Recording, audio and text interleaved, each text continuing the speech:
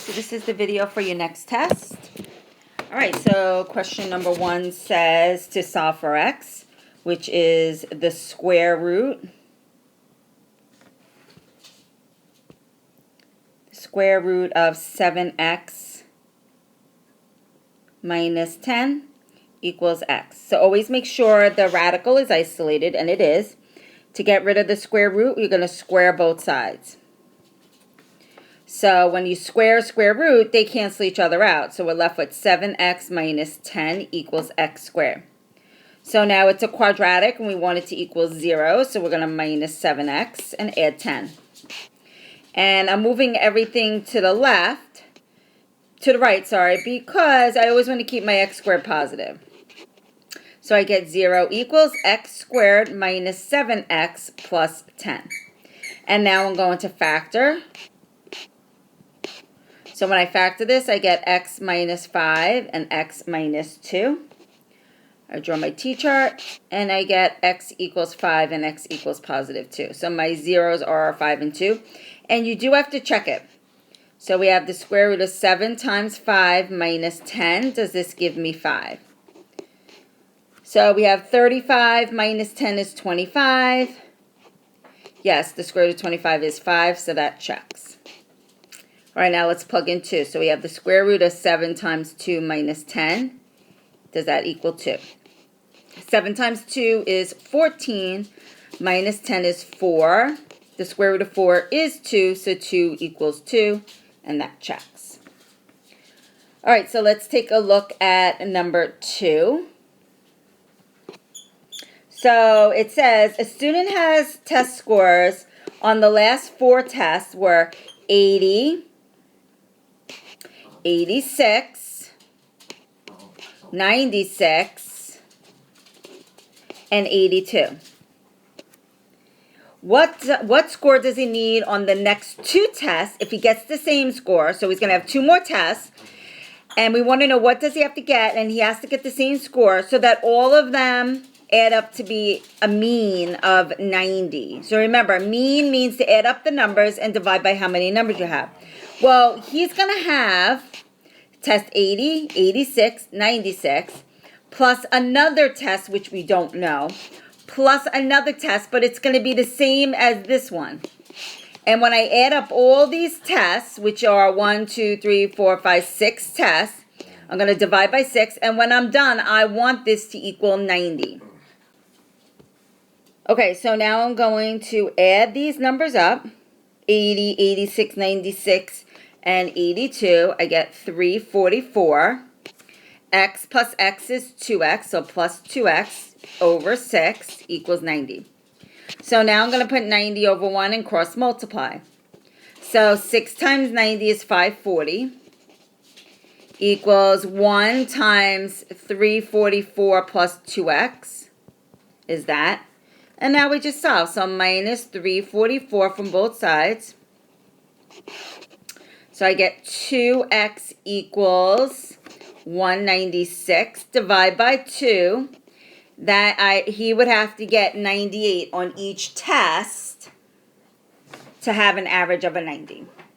Okay, so let's take a look at number 3.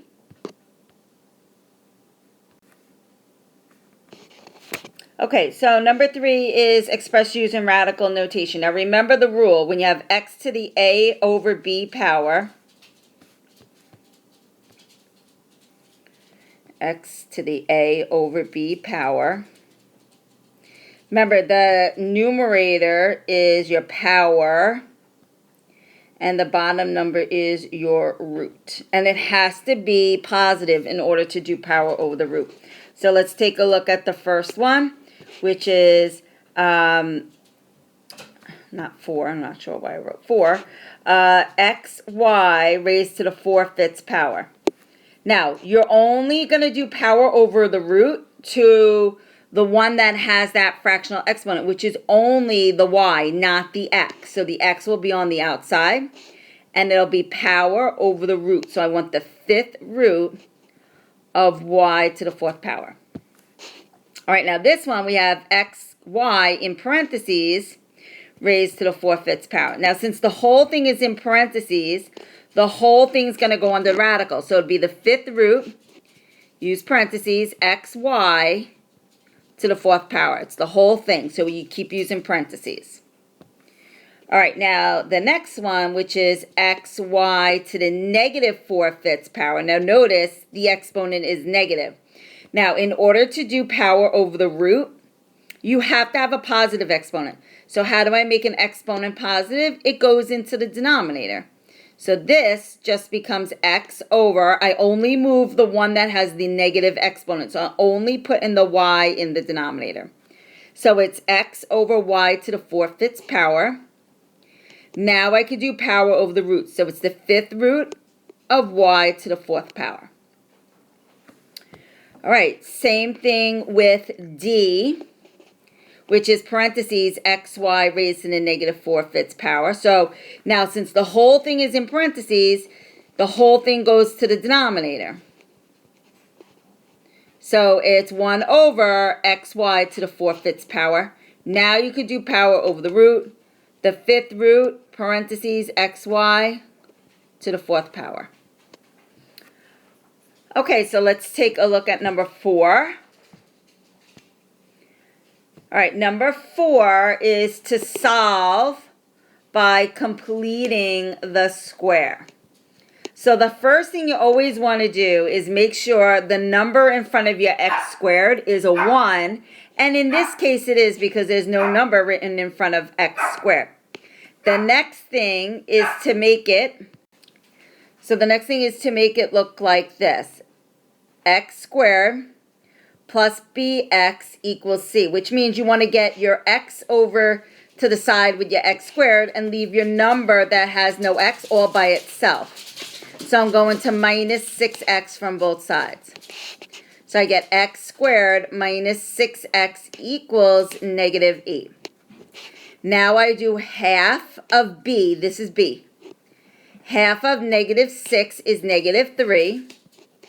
And then we square it, which is positive 9. And then we add it over to both sides. So that I get x squared minus 6x plus 9 equals negative 8 plus 9. Negative 8 plus 9 is 1. Now when I factor the left side, I always get the same parentheses. So it's always going to be xx. The number that goes inside here is always going to be the number that you squared. So it's minus 3. So another way to write x minus 3 times x minus 3 is x minus 3 squared. That equals 1. All right, now to get rid of the square, we square root both sides. So I get x minus 3 equals the square root of 1. Be careful. You want to make sure you put the plus minus 1. Add 3 to both sides. X equals, so we have 1 plus 3, which is 4. And x equals, don't forget the negative 1, plus 3 equals positive 2. Okay, so let's take a look at number 5. So number 5 is an adult takes 400 milligrams of ibuprofen. Each hour, the amount of ibuprofen in the person's system decreases by 29%. Write an equation that represents the situation in T hours. So it's a depreciation, a decay. So it's A equals P times 1 minus R to the T power. P is what you're starting off with, so they are putting 400 milligrams of ibuprofen. 1 minus your rate, which is going to be 0.29% raised to the T power. Okay, so now the next thing, it says determine how long to the nearest tenth of an hour it will take for only there to be 135 milligrams left. So that's your A. 1 minus 0.29, I'm going to simplify that and just write it as 0.71. And I could do that because PEMDAS says to do parentheses first. Now remember, we cannot multiply them. So we're going to divide by 400. 135 divided by 400 is 0.3375 equals 0.71 to the T power. Now I'm going to log my exponential equation. So I log both sides. Remember, exponent will go in front of the log. So it'll be t log, not t equals, t log 0.71. Divide both sides by log 0.71. T equals, and then just plug that in your calculator. You get 3.1714 hours, which is, rounded to the nearest tenth, 3.2 hours. Alrighty, so let's take a look at number 6. So number 6 is a rational equation. It's 1 over x equals 6 over 5x plus 1. So I'm going to put the 1 over 1 just to make them all fractions. Now remember, our goal is to get rid of, well, not get rid of, but make the denominators all a 1. So what do I need up top to make this x become a 1? I need an x. So I multiply everything by x. Now this x will help with the x that's with the 5. So now how do I get rid of the 5? How do I make the 5 a 1? So that means I have to multiply all the tops by 5. So now we reduce. So x and x reduce. So I'm left with 5 equals 5x and 5x reduce. So I'm left with 6 plus. Nothing reduces at the end. So I'm left with 5x. Minus 6, negative 1 equals 5x. Divide by 5. So x equals negative 1/5. And you would have to check this into the equation, and this does work. All right, so next one. All right, it says the residents in upstate New York are accustomed to large amounts of snow, with snowfalls often exceeding 6 inches in one day. In one city, such snowfalls were recorded for 2 seasons and are as follows. All right, so we have all this information. It says, what is the mean and the population standard deviation to nearest hundredth? All right, so this is the one where you plug it into stat. You go into your list, plug that all into your list. Right, so you go to stat, edit, and then you plug the into list, or L1, right? Okay, and then you quit. And then you're going to press stat again. And then you're going to go to calc. And you're going to press 1 var stat. And since we only have one list, you could just hit all the way through. You just want to have that list 1 in there. And then you're going to write down your calculator screen that you get. Because remember, this is your work. So we have x bar is 9.4555. It's a repeating decimal, 5, so on. We have the sum of the x's is 170.2. Sum of the x's squared is 1861.58. We have sx is equals, that's the sample.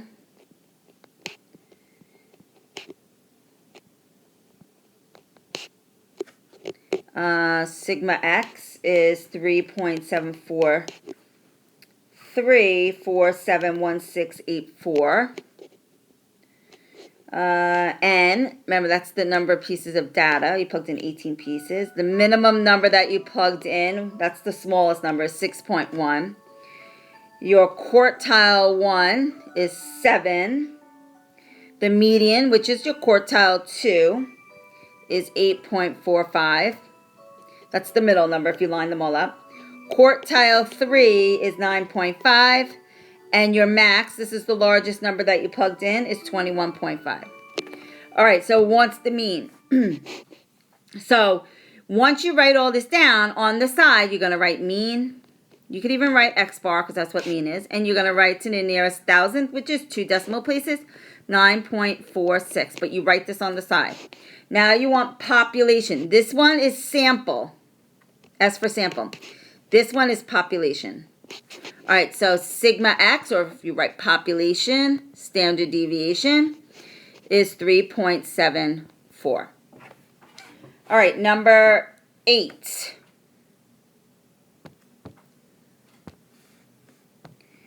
All right, given the mean and the standard deviation find the interval that contains 95% of the data. All right, so that's my mu. Right, so mu is 65. That's my mean. My standard deviation for the first one, for A, is 3. All right, so the 95 percentile, right, is the mean plus 2 standard deviations and the mean minus 2 standard deviations. All right, so let's take the standard deviation, which is 3, multiplied by 2, we get 6. So it's 65 plus 6, which is 71. And 65 minus 6 will be 59.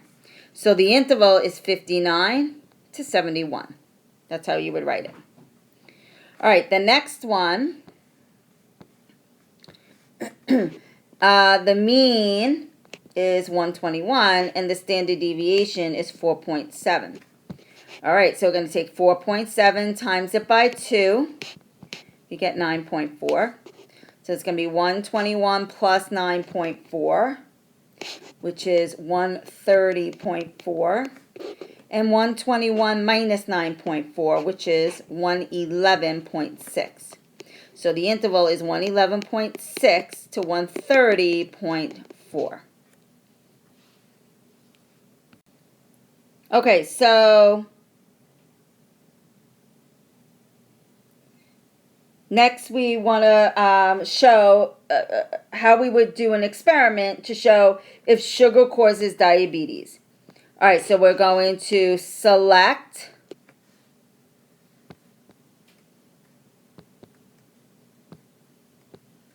sorry, I was trying to get the eraser. Select a large random sample. Make sure it says large and it's random. Okay, we're going to split into 2 equal groups. You have to say it's into 2 equal. Okay. Next, you're going to break it off. One group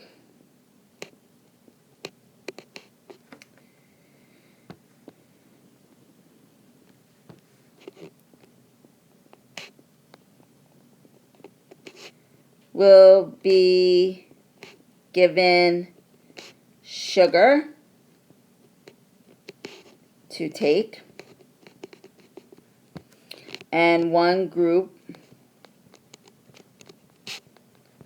will be not given sugar.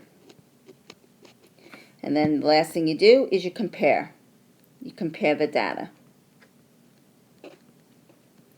Okay, and also make sure you know how to do graph for graph. So make sure you know how to do, it says it on the bottom of your paper. I'm sure you see it there.